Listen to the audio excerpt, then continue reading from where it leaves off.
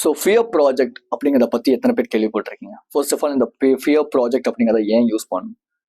நான் ஒரு நாள் நைட்டில் விடிய காலையில் படுத்திருக்கேன். படன்னு என்னடான்னு பார்த்தா என்னோட நெஞ்சு அந்த அளவுக்கு வேகமாக பிடிக்க ஆரம்பிச்சிருச்சு.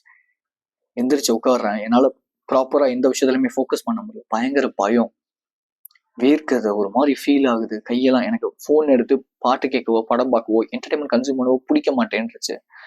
எனக்குள்ள அப்படி ஒரு பயம்.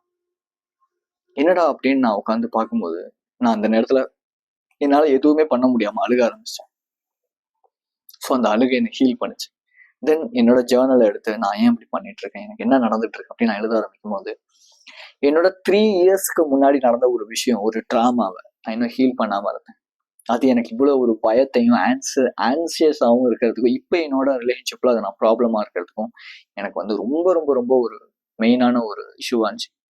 ஸோ அதை ரெடியூஸ் பண்றதுக்காக I just make a fear project in the sense, எந்தெந்த விஷயம்லாம் உங்களுக்கு பயமா இருக்கோ அதுல ஏதாவது ஒரு விஷயத்த பிக் பண்ணி அதுக்கான ஒரு ஆக்ஷன் ஸ்டெப் நீங்க எடுத்து வைக்கும் போது அந்த ஃபியரை அவங்களால ஃபேஸ் பண்ண முடியும். இதை பத்தி டீட்டெயில்டு அவங்களோட இன்னர் சைல்டு எப்படி ஹீல் பண்ணலாம், எப்படி உங்களோட ட்ராமாவை ஹீல் பண்ணலாங்கிறத பத்தி டீட்டெயில்டா சப்கான்ஷியஸ் மூலியமா, ரைட்டிங் மூலியமா அப்படிங்கிறத என்னோட சேனல் அப்லோட் பண்ணியிருக்கேன்.